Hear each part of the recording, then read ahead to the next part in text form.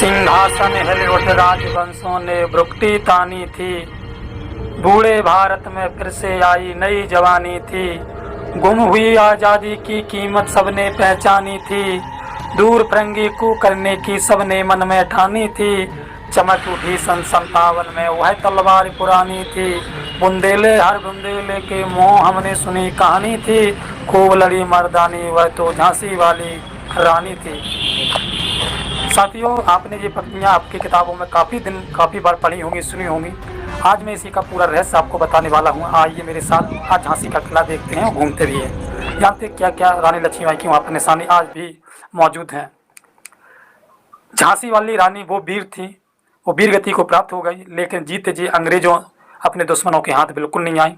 लेकिन जब झांसी से किले से निकल करके पहले कालपी गई और कालपी से फिर ग्वालियर आई, लेकिन ग्वालियर के जो सिंधिया राजा थे उन्होंने अपने शरण में उनको नहीं लिया और उनके साथ दगा या धोखा दे दिया। साथियों, अगर वीडियो आप देख रहे हैं, वीडियो को शेयर करें, चैनल को सब्सक्राइब करें। इसी प्रकार की हमारे भारतीय के विश्व धरोहर इतिहास किले के बारे में अक्सर मैं जानकारी देता रहता हूं। हमारा कर्तव्य है हमारे देश के धरोहर के बारे में जानकारी लेना और लोगों तक शेयर करना, पहचान करना, उनको बताना। जिस सबसे उत्तर प्रदेश के दक्षिण पश्चिम छोर पर स्थित झांसी का भारतीय स्वतंत्रता संग्राम के इतिहास में अति महत्वपूर्ण स्थान है। प्रत्येक भारतीय महारानी लक्ष्मीबाई के अप्रिय शौर्य, साहस, राष्ट्रीय प्रेम में बलिदान का गौरव अनुभव करता है।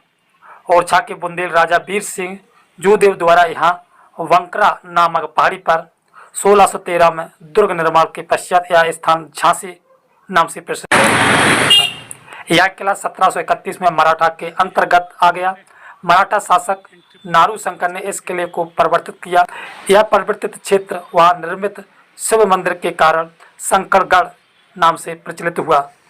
नारू शंकर को झांसी नगर की स्थापना का श्रेय दिया जाता है, जो लगभग 3.3 किलोमीटर की परिधि में स्थित है।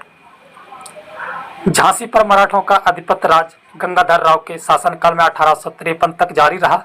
उनकी मृत्यु के बाद उनके दत्तक पुत्र दामोदर राव को रानी लक्ष्मीबाई के संरक्षण में गद्दी पर बैठाया गया, किंतु अंग्रेज ने उनको दबाना चाहा और झांसी को अपना राज सम्राट बनाना चाहा। जब अंग्रेजों ने झांसी पर आक्रमण कर दिया और सम्राट का अंग घोषित कर दिया, इस घटना से बुंदेली तथा मराठा सरदारों में गहरा असंतोष व्यक्त हो गया। उधर 1897 की क्रांति के आग में घी डालने का काम किया। फरवरी 1818 में रानी ने एक घोषणा जारी की, जिसमें उन्होंने सभी हिंदू तथा मुस्लिम भाइयों को अंग्रेजों के विरुद्ध युद्ध में शामिल होने की अपील की। रानी लक्ष्मीबाई ने अपनी सेना तैयार की और अप्रिय वीरता, साहस, शौर्य का परिचय देते हुए किले में मोर्चा का नेतृत्व किया। हुजूरों के नेतृत्व में अंग्रेज सेना का अपना अभियान शुरू किया गया। 17 दिनों तक अंग्रेजों ने लगातार किले पर आक्रमण जारी रखा, परंतु रानी ने कुशल नेतृत्व में कटिबद्ध उत्साह और सैन्य बल के परिक्रम की वजह से वहां से किले की दीवारों को भेद नहीं सके और रानी 4 अप्रैल 1898 की मध्य रात्रि को अपने दत्तक पुत्र दामोदर राव को लेकर अपने घोड़े पर सवार होकर किले से बाहर निकल गए।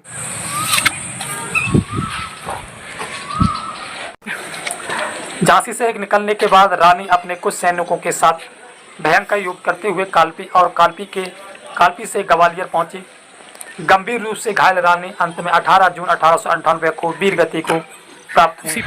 झांसी का किला का कुल क्षेत्रफल लगभग 49 एकड़ में, जिसमें से 15 एकड़ भूमि में मुख्य रूप से है। इसके दो तरफ रक्षा खाई तथा कुल 22 बुर्ज हैं।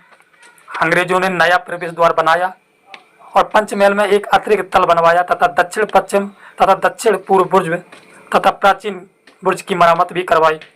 निर्माण की दृष्टि से दुर्ग को 3 भागों में विभाजित किया गया: दरबारी, शंकरगढ़, पंचमहल। इसके अतिरिक्त दुर्ग के अंदर कई अन्य महत्वपूर्ण स्मारक भी बनी हुई हैं।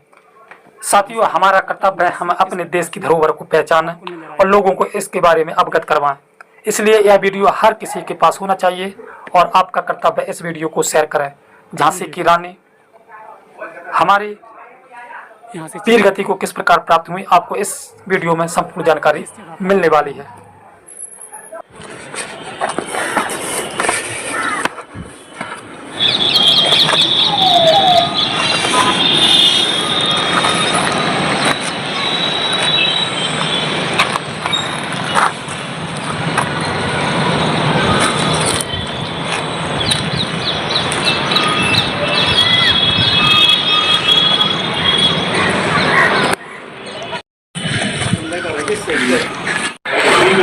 साथियों, ये वो स्थान है जहाँ माना जाता था जहाँ से कि रानी अपने पुत्र को जो 1898 में यहाँ से लेकर के कूदी थी और जो छलांग मारी थी, वो स्थान यहाँ पर आपको देखने को मिलेगा। ये आपको देखने को मिलेगा जो वो स्थान है जहाँ से रानी झांसी वाली रानी अपने पुत्र को लेकर के यहाँ से छलांग, और इस जगह से यहाँ से छलांग मारी थी। और मैं दिखा देता हूँ किस जगह। यहाँ से रानी लक्ष्मीबाई ने अपने पुत्र को लेकर के छलांग मारी थी और वो देख सकते हो नीचे वो एक खाई सी बनी है, उस खाई में उनका घोड़ा गिर पड़ा था। यहाँ से जा कर के रानी लक्ष्मीबाई ग्वालियर सिंधिया के शरण में पहुँची। उनने भी उनको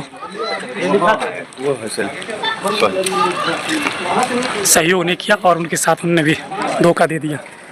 ये वो स्थान है जहाँ से लक्ष्मीबाई ने अपने बेटे को 4 से 5 अप्रैल को 1898 की रात्रि किले से बाहर जाने के लिए यहाँ से छलांग लगाई थी और सारे अपने अदम्य एहसास के बल पर रानी किले से निकलकर कालपी और वहाँ से ग्वालियर पहुँची, जहाँ दुश्मन के साथ युद्ध करते हुए वीर गति को प्राप्त हो गई थी। जो वो स्थान यहाँ बताया गया है, जो यहाँ से अपने दंतक पुत्र को लेकर के रानी लक्ष्मीबाई जो झांसी से किले से यहाँ से छलांग मार के जब नीचे निकली थी तो यहाँ से कालपी और ग्वालियर के लिए रवाना हुई थी।